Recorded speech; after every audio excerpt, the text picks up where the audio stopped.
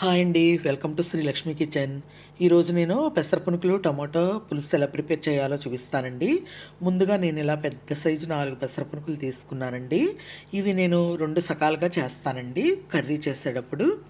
అలా ఇవి ఇలాగే వేసుకుంటే డైరెక్ట్ పెద్దగా అయిపోతాయి. పులుసుకు అనేది సరిగా లాక్కోదండి. అందుకని సగం ముక్కల కింద కట్ చేస్తాను వీటిల్ని.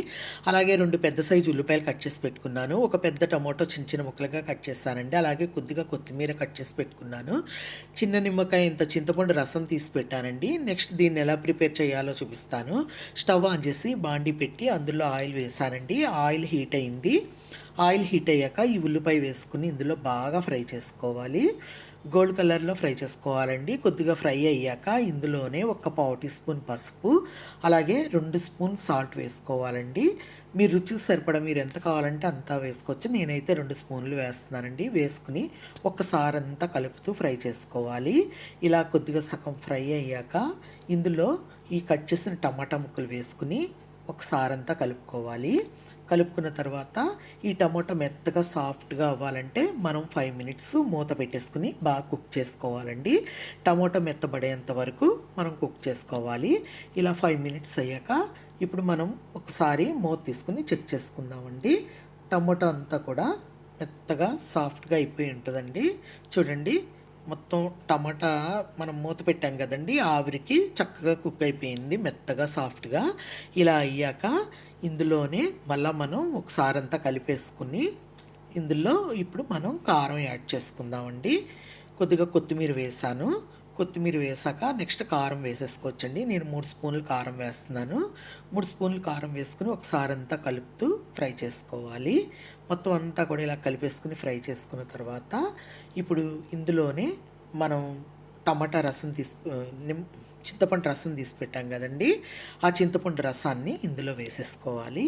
ఇందులో వేసేసుకుని ఒకసారి అంతా కలిపేసుకోవాలి. ఇలా కలుపుకున్న తర్వాత మనం మూత పెట్టేసుకుని ఒక 10 మినిట్స్ బాగా మరగనిద్దామండి. బాగా మరిగాకే ఈ పునుకులు అనేవి అందులో వేయాలండి. మూత పెట్టేసుకుందాం. మూత పెట్టేసుకుని ఒక 10 మినిట్స్ బాగా తెరులుతూ మరగాలండి. ఇప్పుడు మూత తీసుకుని చెక్ చేసుకుందాం. చూడండి, తెరులుతూ ఎలా మరుగుతుందో. ఇలా మరిగేటప్పుడే మనం ఈ పెసర పునుకులు కట్ చేసి పెట్టుకున్నానండి.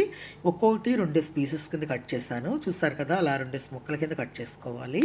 చేసుకున్నాక ఇప్పుడు ఇది ఇందులో వేసేసుకుని ఒకసారి అంతా కలిపేసుకుని మూత పెట్టేసుకోవాలండి.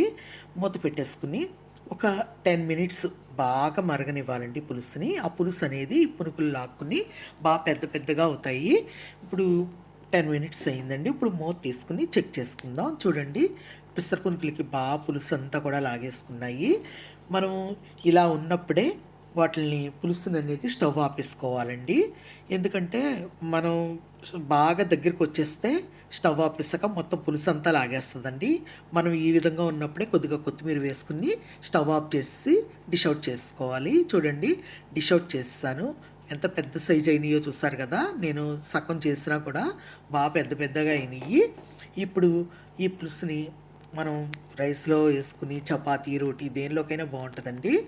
మనం ఇలా చేసుకుని తింటే కనుక ఎవరైనా సరే ఒకటి తినేది 2 సార్లు వేయించుకుని తింటారండి. అంత బాగుంటుంది ఈ కర్రీ అనేది అయితే.